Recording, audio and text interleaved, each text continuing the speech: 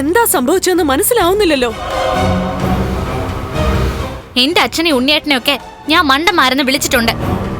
മേഘേട്ടനോട് കുറച്ചൊരു ബഹുമാനമൊക്കെ ഉണ്ടായിരുന്നു, അതൊക്കെ ഇപ്പൊ പോയി. നീ എന്താ ഇങ്ങനെയൊക്കെ പറയുന്നത്?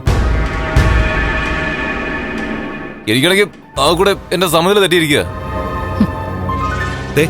ഇവളിങ്ങനെ പറയും. നമ്മൾ ഇവളെ സന്തോഷിപ്പിക്കാൻ വേണ്ടി റിസ്ക് എടുത്ത് ചെയ്യുന്ന കാര്യങ്ങളെ പറ്റി ഇവൾക്ക് ഒരു ധാരണയില്ല. അങ്ങനെ റിസ്ക് എടുത്തിട്ട് എന്താ ഫലം ഉണ്ടായത്? അങ്ങനെ നീ പറയില്ല കരണേ.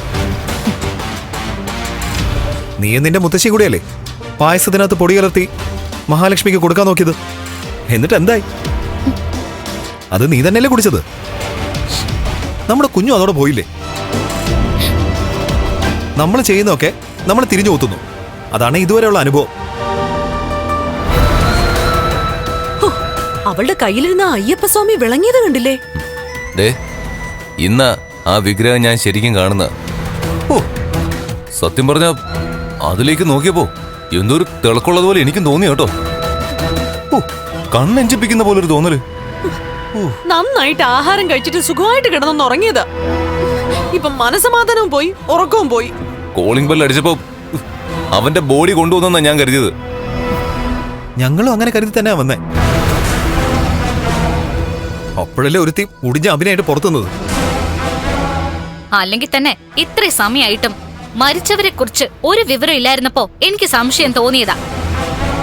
പിന്നെ മേഘേട്ടന്റെ ആത്മവിശ്വാസം കണ്ടിട്ടാ ഞാൻ ഒന്നും ചോദിക്കാതിരുന്നേ. എടാ ഉണ്ണി, നിനക്കറിയാലോ, എടാ പഠിക്കുന്ന കാലം തൊട്ട് എനിക്ക് ആരോടെങ്കിലും ശത്രുത തോന്നിക്കഴിഞ്ഞ അവനെയൊക്കെ പുകച്ച ചരിത്രമേ ഉള്ളൂ. എടാ ഇവിടെ മാത്രം എന്താടാ ഞാൻ പരാജയപ്പെട്ടു പോകുന്നത്? അയാള് വീൽ ചെയർ ഇരിക്കുന്ന ഒരാളല്ലേ, അതുകൊണ്ട് ദാമ്പത്യ ജീവിതം ഉണ്ടാവില്ലെന്ന് നമ്മൾ ചിന്തിച്ചതാണ് നമുക്ക് പറ്റിയ ഏറ്റവും വലിയ അബദ്ധം. അതിനുശേഷം അയാൾക്കൊരു ദാമ്പത്യം ഉണ്ടാക്കി കൊടുക്കാൻ ശ്രമിച്ചത് അതിലും വലിയ മണ്ടത്തരമായിപ്പോയി. അതും മണ്ടത്തരം അല്ലായിരുന്നു.